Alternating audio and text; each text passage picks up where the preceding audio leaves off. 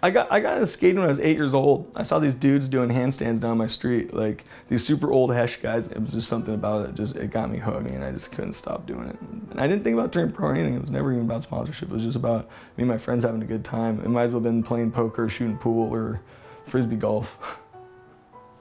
I never thought of myself as like the quote-unquote pro skateboarder. You know, there's a hobby like stamp collecting and like collecting bottle caps and video games or whatever. And if someone wants to give me the free bottle caps and the free stamps and the free like plastic folders for it, awesome. If someone wants to give me a paycheck to do it on top of it, even better. Why would I resist that? But I never took myself that serious.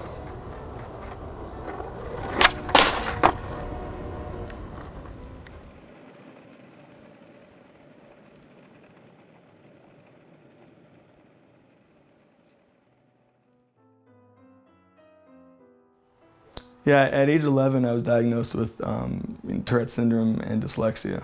In school, I really sucked and get picked on a lot, especially by the teachers and the kids, because it was like, okay, I'm different, I'm an outcast, I can't spell this, my B's look like 9s or whatever, you know, and everything's upside down and backwards, and I'm always have these nervous tics, and I'm twitching. And before that, they was kind of suspicious of it when I was 11, and that was when I finally figured out what was going on. It was really gnarly for me, but skateboarding was always my outlet. It was always a conduit to get out of that, and I guess you could say skateboarding was my my vice of choice. It was hard, especially in school, because you had to deal with a lot of bullying, a lot of like jock mentality stuff, and skateboarding was already kind of an outcast thing at that time. I remember I went to this demo. It was like an SMA demo in Seattle when I was a little kid, and I remember freaking out in the crowd, and like I had this tic where I'd blink my eyes really fast. I'd just blink, blink, blink all the time. And it was just because I got all hyper and so stoked on the moment that I was blinking all the time. And I remember this other kid kind of mocking me, making fun of me, like he was obviously mocking me. And I was like, dude, that's weird. Like I thought we're skateboarders. I thought we were the weirdos. I thought it was kind of like us against the jocks. And that's when I first realized, like, okay, I'm just gonna skate by myself, because it was like I could see that it wasn't accepted to be completely an oddball then. I never understood why people took themselves so serious or took me so serious and like, would always just bag on stuff I was doing, because it was like, I'm just having fun.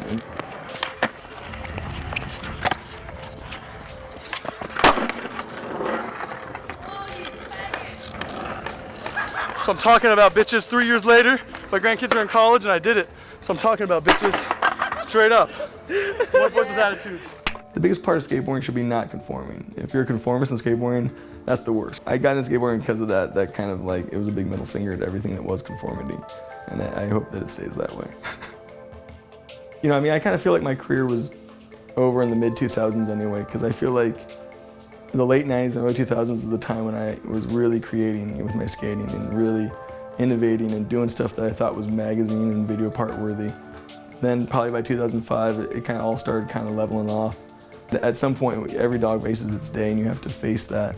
And with Airspeed, it was like, they offered me a shoe in 2008. I was like, okay, it's years after I've been really validated in skateboarding, but are you kidding me? I've never had a pro shoe, all right. Never done that. Why not? I tried my hardest. I did what 2008, 2009, 2010 was all Airspeed. In the middle of 2010, they wanted to cut my pay from $1,500 a month to $500 a month. And I was like, what? And they're like, they still want me to do the same amount of work. So I kind of called them out on their shit, and they didn't like that. And then I still thought it was kind of funny, so when we did the free lunch, I was speaking loosely, I was having a good time, and I didn't care. I didn't think Airspeed would care that much.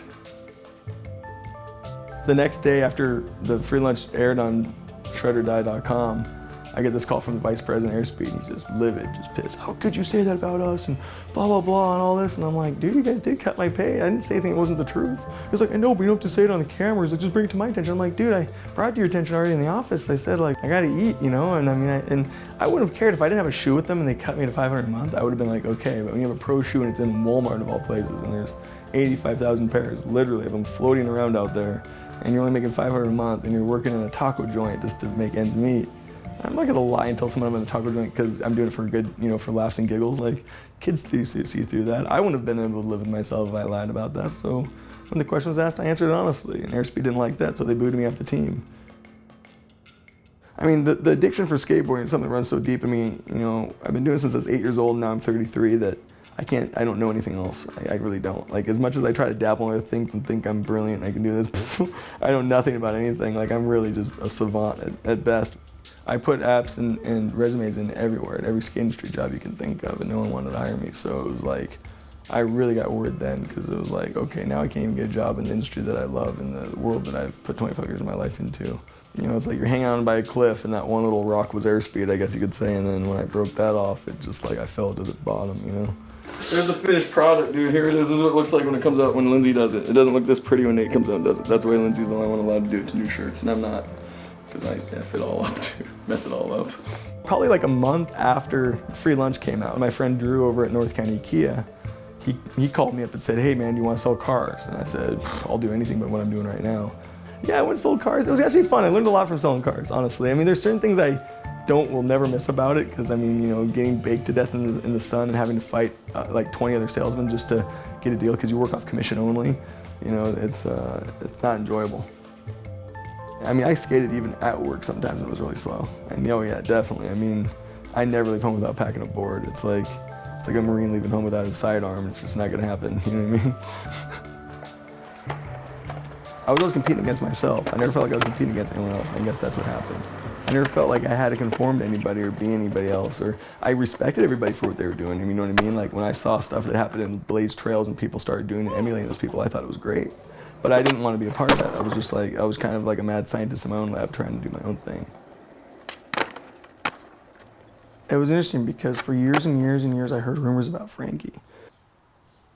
And so when I finally met the guy, I was like, I want to know the real story, because I knew none of those could be true. It just sounded too ridiculous, you know what I mean? I never met the guy before that, but I had a feeling that just, a gut feeling that there was some wrongdoing out there, you know, at least not only by the industry, but mostly by just the rumor mill. And I wanted to correct that for the history books, because you know, he's one of my heroes, you know what I mean, like bottom line. So I said, you know what, I'm gonna do this. And I just kind of cracked away at the block. And, you know, I had nothing against the industry at all, but I didn't understand why someone would turn someone like that, or someone has a good attitude, into a disposable marketing tool. And I wanted to kind of like just point that out to the masses that, look, no matter how good you are at skateboarding, how nice you are, sometimes you'll still get screwed.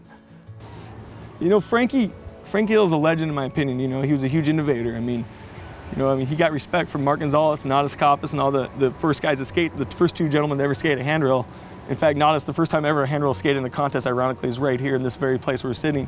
And, you know, he was that next step after, you know, after Gons and Nadas. He was that step between that and Duffy. And there was a huge blank spot, and Frankie was that blank spot. And it was an honor to get to know him. And, you know, he taught me a lot about how the industry works. And you know, I definitely, I don't want to be a victim. I don't want to be another disposable marketing tool. You know, he had it all, and he, you know, that injury did most of it, but I think when he had the injury, he kind of made the same mistake as me with the airspeed or some other things. He kind of opened his mouth about it and was like, why are these guys not helping me? Instead of just, you know, kind of staying quiet about it, you know, and that didn't help. That precipitated, hate breeds hate. That's one thing I've learned from life.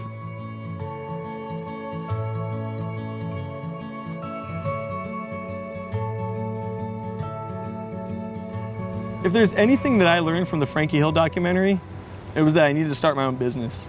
I was sick and tired of working for other people and having to worry about the outcome of that. Now I'm my own boss and, you know, my own creative control, and starting a skate shop just seemed like the logical step, because that's what I've known my whole life. I mean, for 25 years of my life, I've been riding a skateboard, and I've been enjoying skateboarding all that time, and I feel I know skateboarding better than any other subject that I've ever studied. So starting a skate shop in Cedar Rapids, Iowa seemed like the best idea, so here I am. And you know, who knows what will happen. It might not work, but I'd rather try and fail than not try at all. I think people, like young kids especially, need to stop focusing on just being sponsored.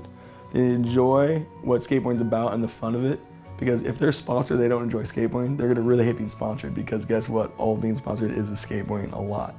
So I mean, I think people need to concentrate more on like the fun, the entertainment, the creativity, the feeling it is to pull a new trick, rather than just, you know, I need to get hooked up, I need to make money.